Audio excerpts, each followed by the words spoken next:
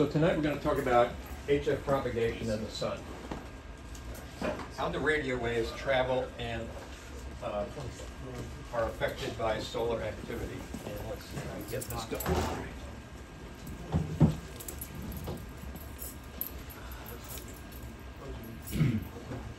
So here we are in Florida, and this is an azimuth map that shows all the points in the world from our location. If you have a beam antenna and a rotor, this is what you want to do. This is where you want to basically use this map to figure out where you want to talk to. Australia, South Pole, Africa.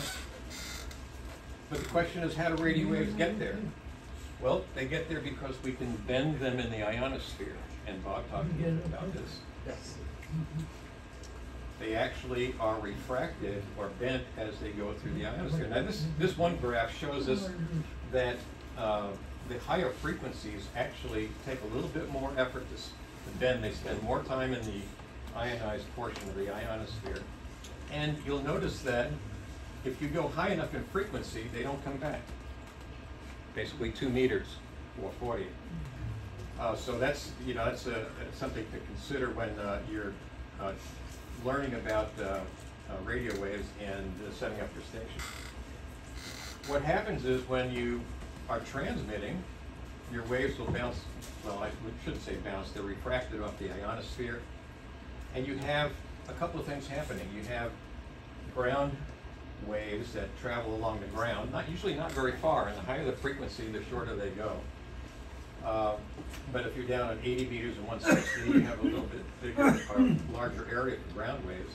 Then you have the skip zone, because your signals travel up and back down, and in this area there are basically nobody can hear you, or you won't hear anybody. You can see that depending on how that travels, you can go even further. So let's see, rather than going backwards, we go forward. This shows you another thing, but this first slide showed you different frequencies, how they're bent. This one shows you basically one frequency. Let's say it's 20 meters, and your antenna's here. Well, radio waves from your 20-meter antenna, if they go straight up, they kind of go through the ionosphere, and they cannot be bent. And this is called critical angle. You have to have an angle that will allow the radio wave to actually get to the ionosphere and be bent and come back down. And you can see the lower this angle, and that's why we put our antennas up high, so we get radiation towards the horizon. It'll go out a little further and bend and then come back, and you can work your DX. Okay, so this shows us a little bit about the sun now. So Bob was talking about the sun, and he talked about the layers. And the sun radiation hits these layers and ionizes them. The sun radiation, we'll talk more about what that is. This is a better way to look at it. The sun here hits these layers, F1, F2, E, and D, and will energize those layers or ionize them. And what is an ion anyway? What is ionization? And what's plasma? Well, if you take a hydrogen atom, you learned this in high school, right? Take a hydrogen atom, it's 1 proton, 1 electron. If you break them apart, they're now ions. And plasma is made up of ions. So that's what we get in these layers here. Basically, you get an ionized layer, breaks apart the atom in that case, and gives you electrons and protons that ionize, cause an ionized layer. You see that the F1, F2 kind of come together at night, and you can see from the sun, as the sun hits the earth, it actually can still ionize these layers later at night or early in the morning. Okay. Here's another way to look at it, and this is the distance from the earth on these layers. But you'll notice that the D layer is the most dense in terms of the ions. Well, we talked about sunspots and the solar cycle, and the sunspots are something that are really an important item in propagation. We learn this because we like sunspots. That's a good thing. It gives us UV. It also gives us some other things which are not so good. We'll talk about in a minute. But this is the current status of our cycle 25. and it looks like the peak is predicted to be the highest in 2025, right at the beginning of the year. And so far, it's been above the curve, the measurements we've done on the number of sunspots. And you can compare it to previous cycles. You notice that a lot of these have two peaks, front and back. It has to do with the sunspots in the upper hemisphere and the lower hemisphere of the sun, and they're kind of at a phase. One's stronger in the beginning of the cycle, and the other one is stronger at the end. So, okay, so this is the sun. And what do we have? Okay, we have the sun, which has a lot of sunspots, and the sunspots have their own magnetic fields, and the sun also has a major magnetic field through it, just like the Earth does. These are the sunspots that are producing these magnetic fields, and the magnetic fields here are kind of a pictorial generation that we didn't photograph them, we didn't measure them exactly like that, but that's what you would get from these sunspots. So we have a magnetic field of Earth, right? Just like a bar magnet. And if you take a look at it, that field is here on Earth, but you have the sun, and the sun's going to do things like give us solar wind and coronal mass ejections and all of this material, and all of these things, solar wind and coronal mass ejections, are all what I was talking about earlier. It's all plasma, it's all ions, and it comes and hits the Earth, but it never really gets to the Earth because of our magnetic field, which acts as a shield that keeps most of this material away from the Earth. Now, what happens at Mars when this stuff hits Mars? Well, Mars has no magnetic field, right? And this solar wind just hits the planet, and it has blown away any atmosphere that was ever there, if there was, and it could have been when it was formed. But we are very grateful to have this magnetic field to shield us from this nonsense here. Let's see. So this is another way to look at it. All of this material, and you have solar wind. Now the solar wind is constant. It's always there, whether you have sunspots or not. About 2 or 3 years ago, I did a presentation on solar wind. But it's always coming from the sun, sunspots or not. You might have a flare or a coronal mass ejection coming out in addition to the solar wind. Some particles come in at the poles because the way the magnetic field lines are formed. So you get some particles coming in causing aurora, right? This is another way to look at it. Of course, this is all out of proportion in terms of distance, but here's the coronal mass ejection coming out, and it would hit, and most of it would go around. Some of the particles would come in at the poles, gives you the aurora. Let's see. Well, we should go forward. That would be better. Here's another way to look at it, but this one's got the Van Allen radiation belts. And the inner belt is mostly protons, and the outer belt is mostly electrons. And of course, these are areas where you've got to be careful when you fly through them if you're in a spacecraft.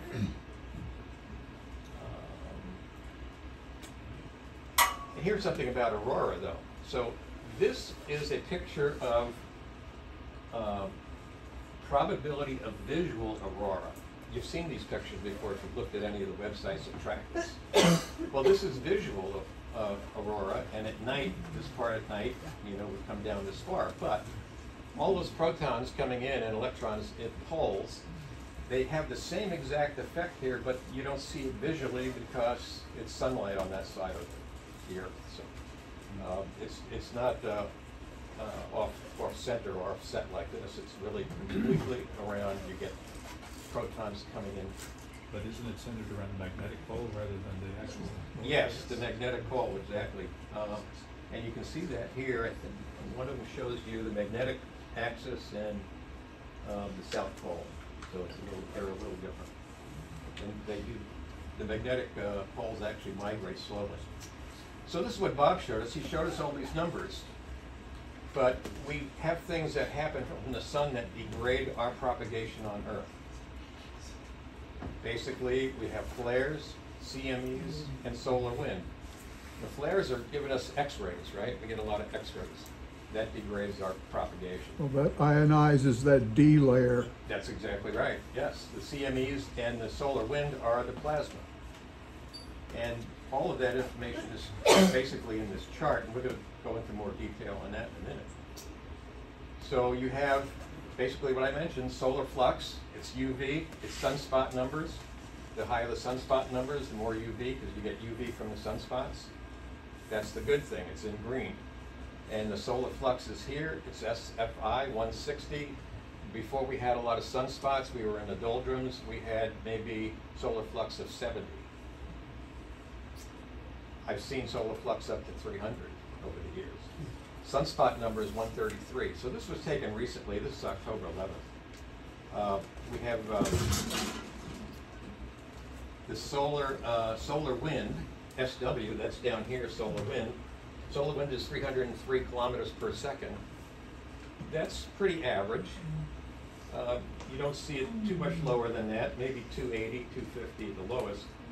But if it gets above 400, that causes us problems. How does it cause these problems? Solar wind. Well, let me talk about coronal mass ejections first. This is where you have an explosion from basically a sunspot. You might have it with a flare, X-ray flare. But this coronal mass ejection is a bunch of material, and again, it's mostly protons and electrons in a plasma.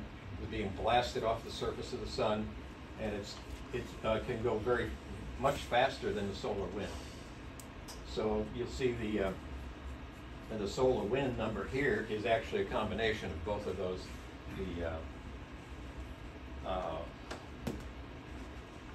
The coronal mass ejection and the solar wind itself. Let's see. All right. Ed? Yeah. Could you describe what is solar flux exactly? Solar flux. What okay. is it? Yeah. The solar flux index. It's an index number. No. What is solar flux? What is it measuring? UV. So basically, UV is good, and X-rays and particles are bad. Yeah. Okay, that's what exactly. I was asking. And that's how we're gonna end up with this. The UV is good. It's in green. The rest of the stuff causes us problems. This is the sun with a big hole in the chromosphere, and this hole is where you get solar wind. Solar wind comes from these holes, and when you have a lot of active sunspots, typically these holes are only found at the North Pole and South Pole, and you have very few of them. But this one was on the 11th of November. The 5th of November, and it produced solar wind that was coming out and blasting Earth, as you'll see in another slide here in a second. What does this represent? This is a spiral, okay, but what is all this? Well, this is solar wind, and the sun is rotating, as we rotate around the sun as well. But as the sun rotates, the stuff that comes out, the solar wind, is spewed out like this. You ever seen those sprinklers, right, that spin, and they have all the water comes out and spins around in the sun. So this solar wind then actually eventually hits the Earth.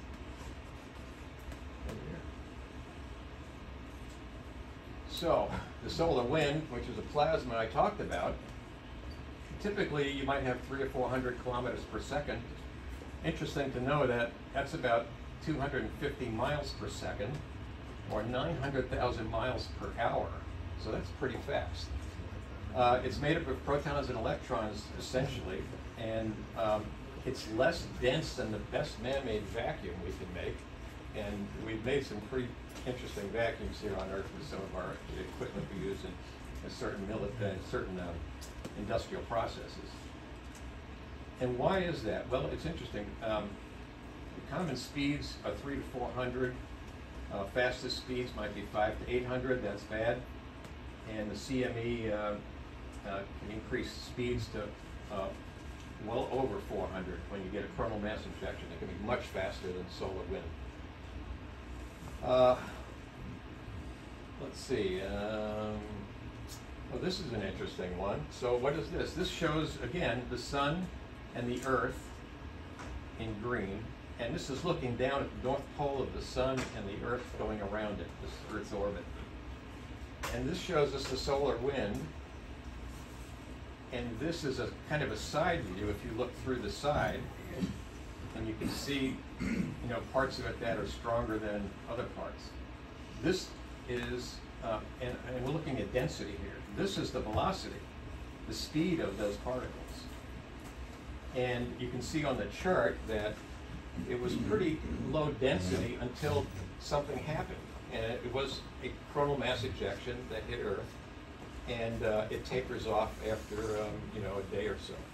These are, I think, in days here. Yeah, this is 8, 9, 10.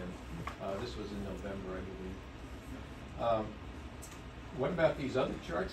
These satellites, stereo A, stereo B, these are the red and blue lines, and you see red and blue. These are satellites that we have in orbit. They're basically in Earth orbit, and the purpose of them was to have them spread out on the other sides of the orbit so we could get a stereo view of what's happening on the sun and also the backside of it.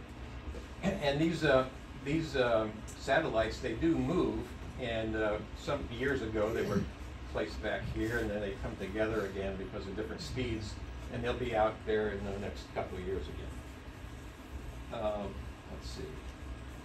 This chart is how we measure it, and we measure it in hours. This is in UTC hours, and we're measuring again the B sub Z field, which Bob talked about.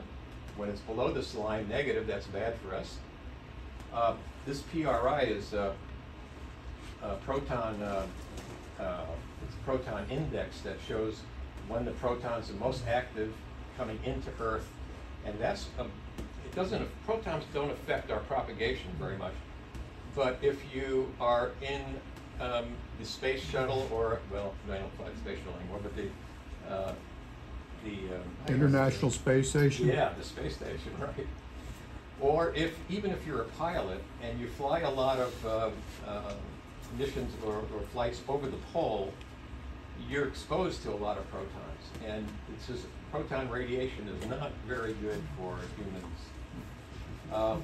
This is the density, and the density of that ion or of the plasma. And when it gets up in these levels, that's not a very good thing for propagation. Why is this? Well, when you have a CME or even the solar wind, that stuff's coming at the Earth, and it's never a smooth progression. It's always twisting and turning. It's got its own magnetic field. It's slower and faster. It's stronger or weaker, and this can happen within minutes. So these changes, as you can see, this is an hour. You can see there's a lot of changes within minutes here. And when this stuff changes and it's hitting the magnetic field on Earth, it's actually pushing that field. And when we change that magnetic field of the Earth like that, the ionosphere, where we bounce our signals off the ionosphere, kind of modulates and moves, and you can have radio dropouts, or fading is one of the things we hear all the time in the HF bands. That's caused by this stuff. That's always changing. Now this is the speed at 300 and maybe 25 kilometers per second. You can see when an event occurred here, the speeds jumped up and the temperature of that plasma jumped up. What's temperature? I got a quick question. So that information, when you say it could change within minutes, does that play a part in determining whether a band is open or not? Open or not, but usually it would be a little faster and have to do with fading and things like that. Bands will close totally when you have a flare. We'll get into that in a couple of minutes. But what was I going to say about the temperature? Oh, the temperature. What's the temperature of the plasma coming in? It's probably because it's more active. Yes, exactly. The plasma is, again, protons and electrons, and the amount of energy in those particles, think of it as vibrating energy. That's energy, and that's the temperature. That's how they measure it.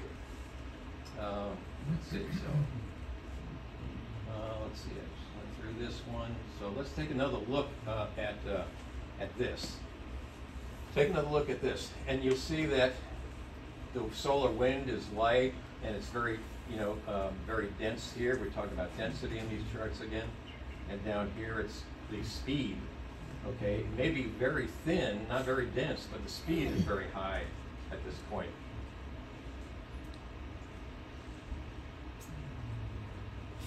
and if we take a look at it in real time, or the time that they've measured this over, you can see how these spiral arms, and here is all of a sudden the CME coming out, hitting Earth. And you see it right here in the chart as well.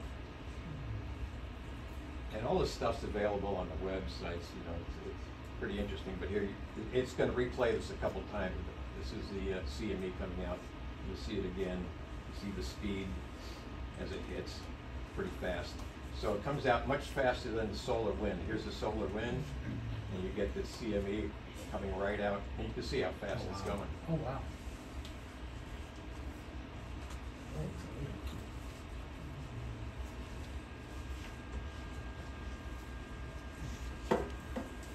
So that'll give you some idea. It's fun to watch this stuff, but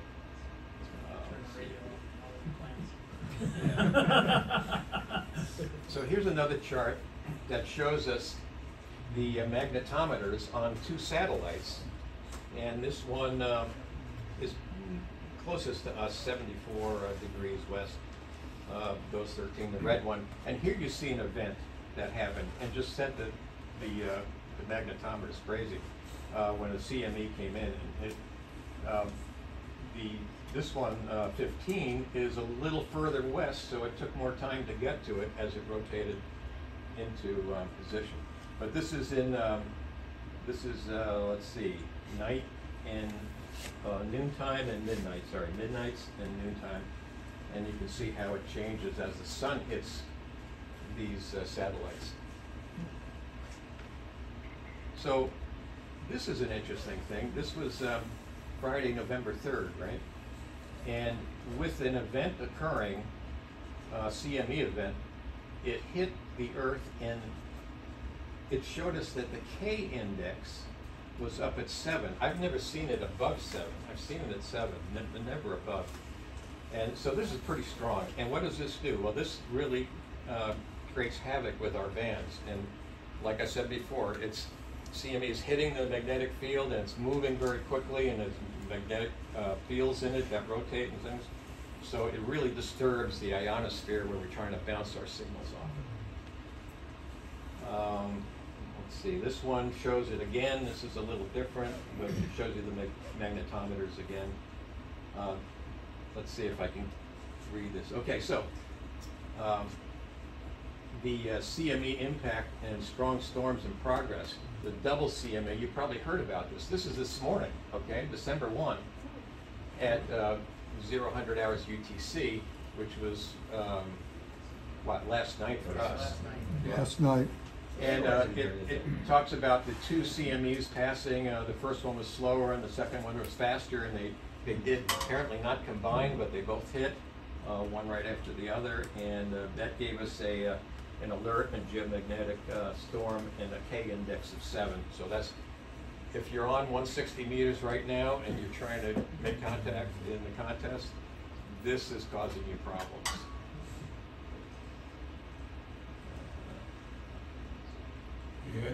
Yeah. You said the K index 7. What's it normally when it's not that high? Good question. Okay, so this one is from yesterday, and it showed that the K index 7. So what is good? Good is when it's 0 or 1 or 2, 3 maybe. When it's 4 or 5, things are getting bad. And when it's 6 and 7, it's almost impossible to operate on a lot of the bands.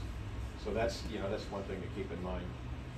What's good and what's bad about all this? That's where we're going to end up in the next few slides. Let's talk about the X-rays for a second. The X-ray burst. All right, you might have a sunspot and it might have an X-ray burst, and those X-rays hit Earth pretty quickly because it's basically light. So it's what, 9 minutes? Where the CMEs and the solar wind take maybe a day, maybe 2 days to reach us, depending on speed of the particles. But the light is about 9 minutes away. So the flares, they may occur even without a CME explosion. The quiet sunspots, basically the quiet sunspots that are not acting, not giving us bursts or CMEs, they give us soft X-rays and UVs. Well, soft X-rays actually help us a little bit. They're longer wavelength X-rays right above the UV band if you look at all the frequencies of light. And they help a little bit ionizing our upper layers. But when you get a real big X-ray burst of the higher energy X-rays, what does it do? It's what Bob mentioned before. It ionizes that D layer, which really plays havoc with the lower frequency bands. Yeah, certainly 160, 80, It even blank- into 40. Like a blanket there, and it just doesn't let anything through. It shuts down the bands, in other words. Does it refract? Anything below 20? No, What's it that? absorbs 20 the and radio below. waves. It's a dense Generally layer, the 10 D layer is a dense layer. When it becomes 30 heavily ionized meters and below. from a flare, it just absorbs the radio waves. So this is looking at a flare in a couple of different wavelengths. This is just basically the sunspot. This one's pretty close to the light range, but when you get into the higher frequencies, you're actually looking at the X-rays now, and you can see how intense this one was.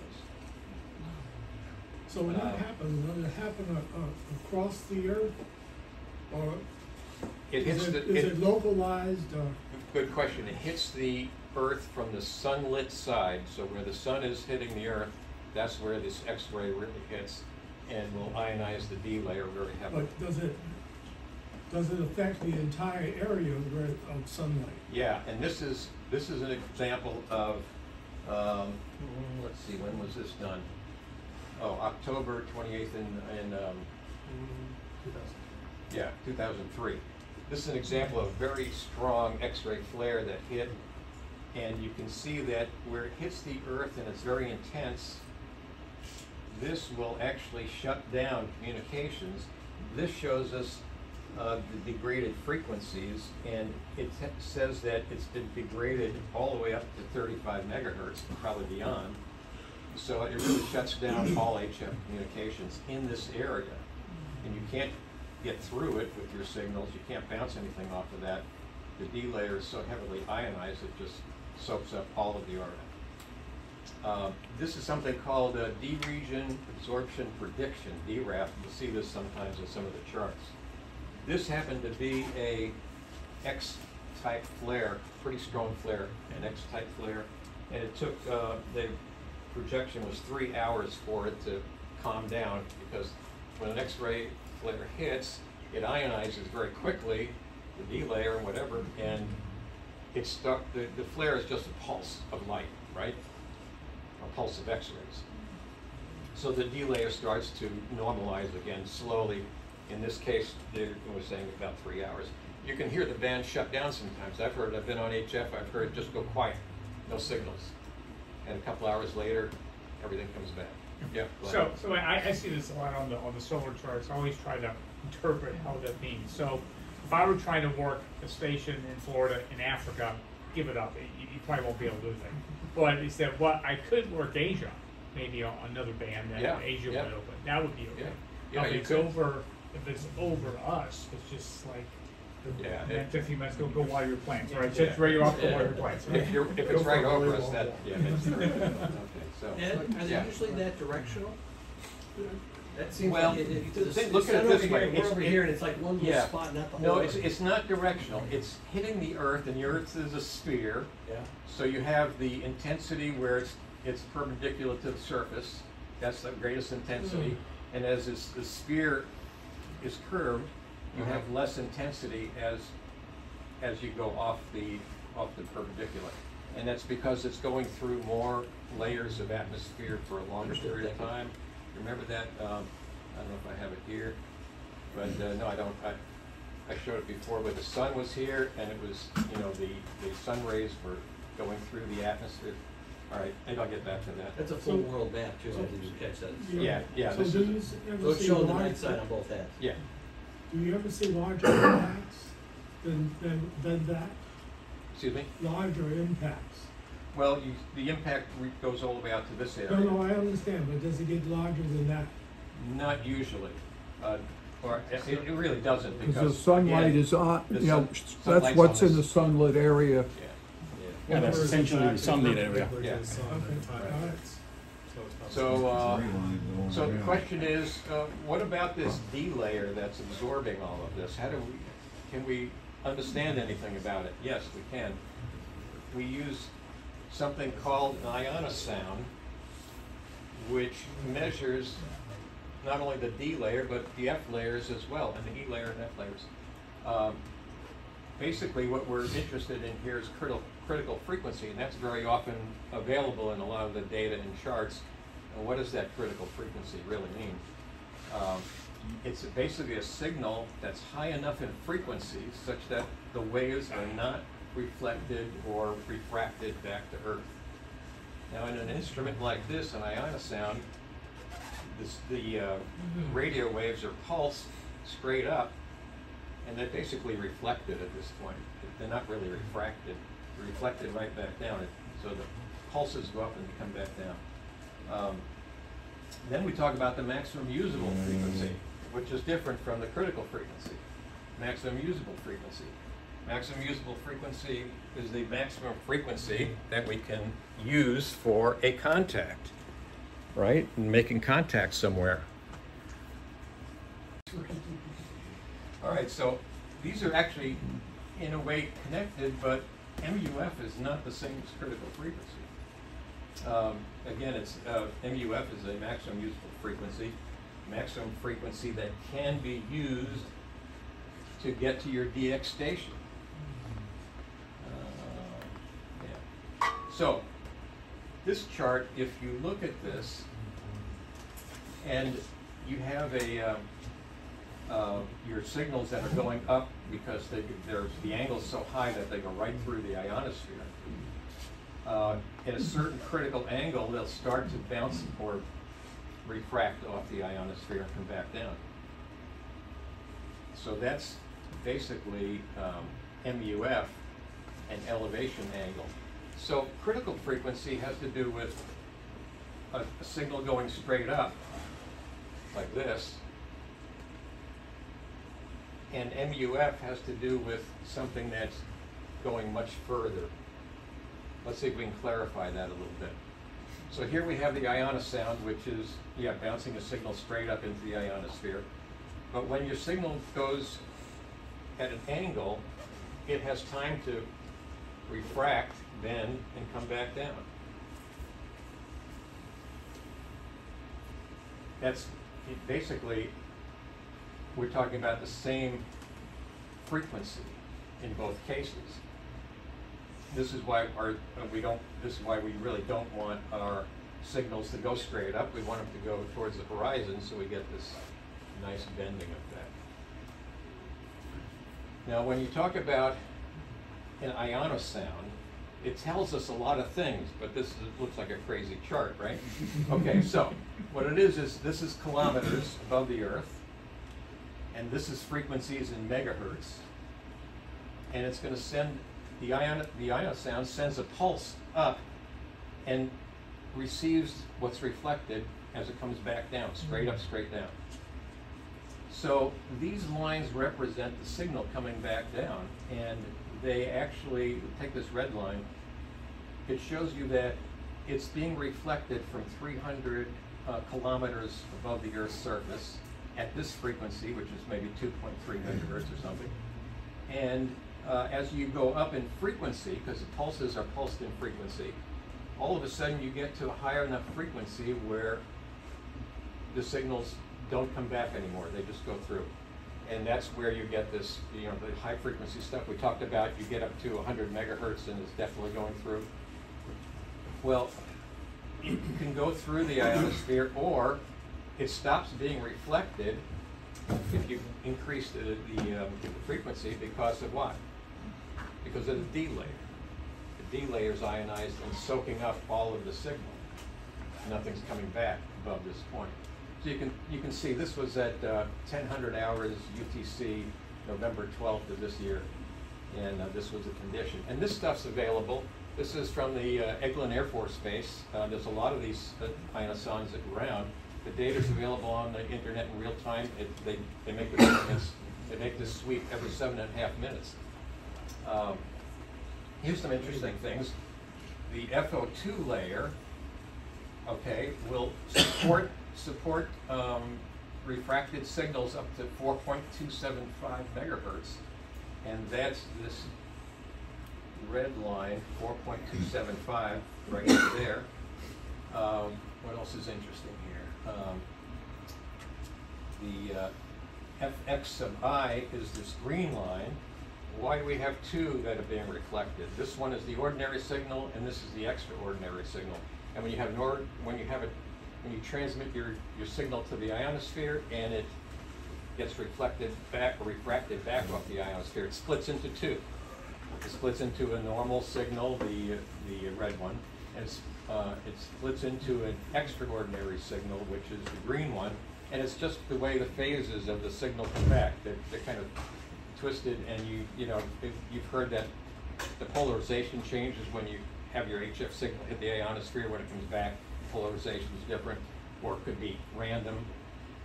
That's what you basically we're getting here. This black line is an indication of basically where the electrons are in the ionization layers above here, like above close to 300 kilometers. And what else is interesting? Oh, they show you the height of the F layers. In this case, it was early in the morning, so you didn't have two layers. You had basically one layer. And some other things which I'm not too familiar with. I'm not an expert in these charts. But you're going to ask me, what is this stuff up here? Is that really another reflection at 600 kilometers above the Earth? No. It is this signal going up, coming back down to Earth, being reflected off the Earth a second time, coming back down. And the equipment's sensitive enough to do that in a lot of cases, and you can tell the more reflections you have here, you know you have really good conditions. So that's kind of an interesting thing. And since a pulse goes up and they time it, it's a matter of timing the pulse like a radar pulse. You can tell how high the ionosphere is, and the second one is just double the time, so that it looks like it's exactly double the height. It's not good at that. Let's see, we'll go forward.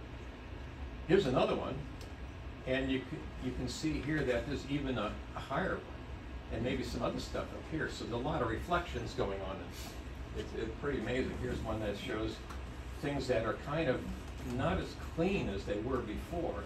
So there's some disturbances going on, but you have, again, a number of multiple reflections. Don't ask me what these reflections are all the way out to 11 megahertz. Maybe a satellite or something. Maybe a UFO. Okay. We haven't identified them.